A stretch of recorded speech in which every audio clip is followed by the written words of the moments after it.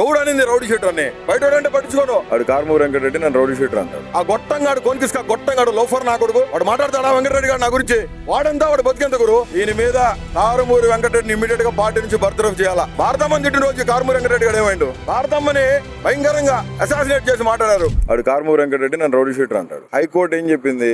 అనిల్ మీద rowdy sheet లేదు. గొప్ప చదువుకున్న వ్యక్తి, సమాజంలో అటు ఎందుకు చేస్తున్నారు మీరు? ఎవరు నిన్ను రౌడీ షీటర్ అందంటే మీడియా అన్ని పేర్లు ఇచ్చిన 12 మంది పోలీస్ ఆఫీసర్స్ కి మెమో ఇచ్చింది. కారుమూరి వెంకటరెడ్డి ఎందుకు మాట్లాడినారా బాబు, నా గురించి నీకేం సంబంధం? నువ్వు నా ఇంటి వెనకడు కూడా పక్కన వెనకలుడువా? నేను రాజకీయాల్లోకి వచ్చేసరికి నువ్వు బచ్చా కానివి ఎట్టారా నీ సంగతి? ఎందుకు మాట్లాడినావు అంటే వాడు ఏం మాట్లాడాడంటే వాడు మాట్లాడింది రికార్డింగ్ ఉంది చెప్తానండి. ఎందుకు మాట్లాడినాడు అడిగింది. చెప్పండి అంటే ఏమని మాట్లాడాలి? మీ మీద కంప్లైంట్ ఇవ్వమంటారా? కాదనా ఇప్పుడు మీరు దయచేసి నా గురించి నేను పార్టీకి విరుద్ధంగా ఏ రోజు మాట్లాడాలా? ఇన్ని సంవత్సరాలు నేను ఇన్ని గురించి మాట్లాడినప్పుడు నాకు ఎవరో కూడా ఇదిగో నా పార్టీకి ఇది కాదు అని నాకు ఎవరు చెప్పలేదు. ఎందుకంటే ఏదైనా ఉంటే చెప్తారు. అంటే మీకు గైడ్ లైన్స్ ఉన్నాయనా? బోరుగడ్డ అనిల్ కుమార్ మన పార్టీ కాదు, మాట్లాడు, వారికి మనకు సంబంధం మీకు ఎవరైనా చెప్పారా? నేను అందుకే అడగండి అన్న, గైడ్ లైన్స్ ఉన్నాయా లేదా మీరే ఒకసారి అడగండి. కాదన్నా మీకు ఎవరైనా చెప్తే చెప్పండి. నేను మీరే ఒకసారి అడగండి అన్న. కాదన్నా మీరే ఒకసారి అడగండి. మీకు గైడ్ లైన్స్ మా మీడియా సెల్ శ్రీహరి గారు చూస్తారు. ఓకేనా? పెద్దలు గారు మెయిన్. మీరు ఒకసారి అడగండి. అవునన్నా సజ్జలో మీకు చెప్పినారా పార్టీ అనిల్కి మనకి?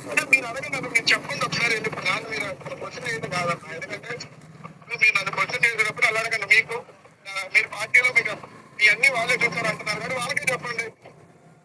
అది ఏంటంటే ఇట్లా చెప్పిన డ్యామేజ్ చేయడం ఏంటి? నేను పార్టీ మనిషిని అయితే కాదని ఎట్లా చెప్తారు వాళ్ళు అని మీరే అడగండి. అప్పుడు నాకు కబడ్డీ ఫోన్ చేస్తారు కదా.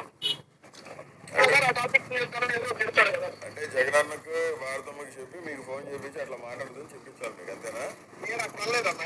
పార్టీలో ఎవరు మీ పార్టీలో అన్ని వాళ్ళే చూసారని చూస్తారు కదా. అవునా? వాళ్ళ నుంచి వేరే వాళ్ళకి చెప్తారు కదా. వాళ్ళు మీరు చెప్పేది ఎలా ఉందంటే మీరు నాకు చెప్పొద్దు, మీరు బయట చెప్పండి, వాళ్ళు నాకు చెప్తారు. ఇప్పుడు జగనన్న మీకు చెప్పాలా లేదా భారతం మీకు ఫోన్ చేసి చెప్పాలా? అంతేనా? నేను అసలు మీరు నాకు ఫోన్ చేసేది అడగటమే రాంగ్ అంటున్నా. ఏం రాంగ్? మీరు నాకు సంబంధం లేదు పార్టీ కదా, ఎవరో చెప్తారు కదా, అడగటమే రాంగ్ అంటుంది. అవునన్నా, ఇప్పుడు మీరు మాట్లాడారు కాబట్టి అడుగుతున్నా. అది మీరు నా మీద ఉంటే మీరు వాళ్ళ దగ్గర చెప్పండి అన్న. వాళ్ళ దగ్గర చెప్తే వాళ్ళ గైడ్ లైన్స్ ప్రకారం నేను పనిచేస్తున్నాను. పార్టీ గైడ్ లైన్స్ నా వ్యక్తిగత నిర్ణయాలు ఏది నేను ఏదో తీసుకోవడం నాకు అవసరం ఏమవుతుంది. సో అందుకని మీరు అడగండి, మీరు చెప్పించండి. మా మనిషి గారి బాధ్యత చెప్పింది, లేకపోతే మా మనిషి ఏమన్నా క్లియర్ గా అతను చెప్పింది ఏంది రికార్డింగ్ లో? పూడి శ్రీహరి అనేవాడు చెప్పిండు, సజ్జల అనేవాడు చెప్పిండు. వాళ్ళు చెప్తే వాళ్ళ ఇన్స్ట్రక్షన్స్ బట్టి నేను మాట్లాడినా అన్నాడు. నేను రౌడీ షీటర్ అంట. బోరుగడ్డ అనిల్ కుమార్ అనేవాడు లండన్ లో పీజీ చేసినాడు. మా నాన్న చనిపోయినాక నేను ఇక్కడికి వచ్చి జగన్మోహన్ రెడ్డి గారి కోసం కష్టపడినా. సెంట్రల్ రాజకీయాల్లో, కేంద్ర రాజకీయాల్లో కీలకమైన వ్యక్తిగా ఉండి కేంద్ర మంత్రులు నా ఇంటికి వచ్చిపోతారు. నేను జగన్మోహన్ రెడ్డి గారికి దగ్గర అత్యంత సమీపమైన మనుషులం కాబట్టి అన్న కోసం రాజశేఖర రెడ్డి గారి సమాధి గాడికి పోయి మాటిచ్చిన, నీ కొడుకుని ముఖ్యమంత్రి చేసేదాకా నీ కొడుకుతోనే ఉంటానయ్యా, నీ కొడుకు నీకు మళ్ళీ పరిపాలన చేయాలా, నీకంటే ముందు 100 అడుగులేసి పరిపాలన చేయాలని ఇచ్చున్నా. నేను 30 లక్షల కాలుబలం మాది. మీ అన్నకు రౌడీ షీటర్ ఓపెన్ చేశానని చెప్పి వాళ్ళని ఏ పొద్దుగా ఈ పొద్దు దాకా నన్ను ఫంక్షన్ పిలిచలా. ఎవడనింది రౌడీ షీటర్ అని? బయట అంటే పట్టించుకోను. కారుమూరి వెంకటరెడ్డి వాడు వాగుతాడా నా గురించి? దీని మీద కారుమూరి వెంకటరెడ్డిని ఇమీడియట్ గా పార్టీ నుంచి బర్తరఫ్ చేయాలా. నాకు నా కుటుంబానికి సజ్జల రామకృష్ణారెడ్డి బహిరంగ క్షమాపణ చెప్పాలా. పూడి శ్రీహరి అనేవాడు కుట్రదారుడు. విన్నారుగా మీరు? పూడి శ్రీహరి అనేవాడు చెప్తే మాట్లాడినా, రికార్డింగ్ ఉంది. నేను అడిగిన సజ్జల చెప్తే మాట్లాడినా చెప్తున్నాడు. వాళ్ళిద్దరి మీద ఇమీడియట్ గా పార్టీ నుంచి బర్తరఫ్ చేస్తారా? వాళ్ళ మీద ఏం చర్య తీసుకుంటారో తీసుకోవాలా. మమ్మల్ని తిట్టాడు. 10 సంవత్సరాలు పార్టీ కోసం కష్టపడినా, 9 నెలలు జైల్లో ఉన్నా, 22 కేసులు పెట్టించుకున్నాం, 3rd డిగ్రీలు ఉచ్చబోయడం జరిగింది. ఇవన్నీ అయిపోయిన తర్వాత పార్టీ ఆఫీస్కి వస్తే నేను రాజీనామా ఎందుకు చేశానంటే రిపబ్లికన్ పార్టీకి రామ్దాస్ అత్వాలే అనే వ్యక్తి కేంద్ర మంత్రి నన్ను పిలిచి ప్రెస్ మీట్ పెట్టి మాఫీ మాంగో అన్నాడు. నేను చెప్పిన ఆ రోజు భారతమ్మని తిట్టారు, నా కుటుంబం తిట్టారు, చాలా అసాసినేటెడ్గా మాట్లాడారు, వల్గర్ పోస్టులు పెట్టారు. నేను అడుగుతున్నా, భారతమ్మని తిట్టిన రోజు కారుమూరి వెంకటరెడ్డి గారు ఏమైండు? భారతమ్మని భయంకరంగా అసాసినేట్ చేసి మాట్లాడారు. జగన్మోహన్ రెడ్డి గారు కన్న తల్లి మానం గురించి మాట్లాడారు. ఆ రోజు కదా నేను బయటకు వచ్చింది. ఆ రోజు కదా భారతమ్మకి పాలాభిషేకం చేసింది నేను. అందుకు కదా నా ఆఫీస్ తగలబెట్టింది. పార్టీలోనే సజ్జల రామకృష్ణారెడ్డి గారు కుట్ర చేసి వాడు కోటరీని పెట్టి నన్ను ఏ కాడికి ఆ కాడికి నాకు భోజనం కూడా ఇక్కడ చేసేదానికి అర్హత లేకుండా చేసిన వ్యక్తి సజ్జల రామకృష్ణారెడ్డి. కుట్ర పన్ని.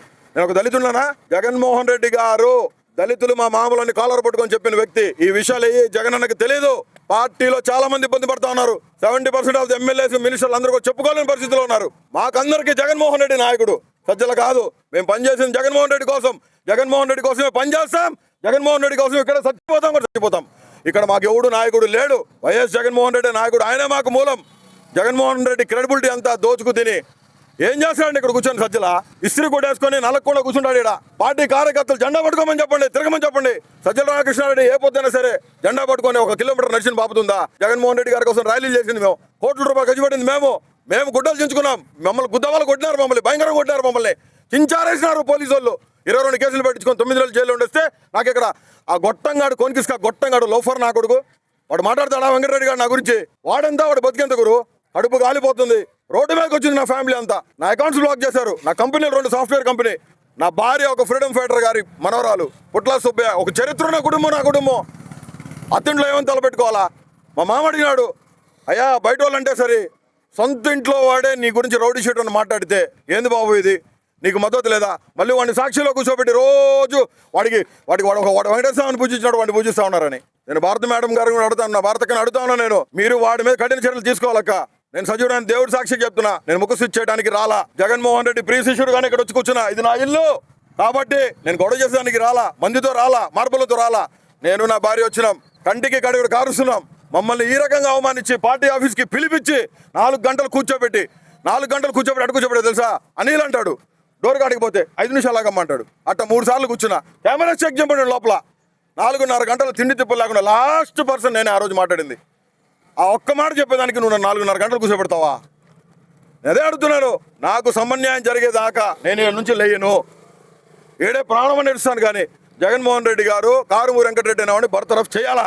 పూడి శ్రీహరి గారు, సజ్జల రామకృష్ణారెడ్డి గారు బహిరంగ క్షమాపణ నా కుటుంబానికి చెప్పాలా. నా కుటుంబాన్ని రౌడీ షీటర్ అంటే నాకు 5 చెల్లెలు ఉన్నారండి, వాళ్ళు తలలు ఆడబెట్టుకుంటారు. మీ అన్న రౌడీ షీటర్ అని మాట్లాడితే అత్తింట్లో మాట్లాడరా, అవమానకరంగా మాట్లాడరా?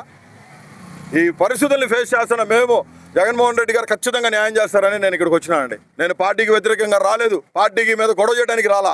పార్టీలో తప్పు జరుగుతుంది. జగనన్న ఉన్నప్పుడు ఒకలాగుంది, జగనన్న లేనప్పుడు ఒకలాగుంది. ఈ పరిస్థితులు మారాలి. ఇక్కడ ఒక నాయకత్వ లక్షణం కలిగిన వాడు ఇక్కడ కోఆర్డినేటర్గా ఉండాలా. దానికోసమే అంతా నేనైతే ఇక్కడ వచ్చి కూర్చొని మాట్లాడడం జరుగుతుంది.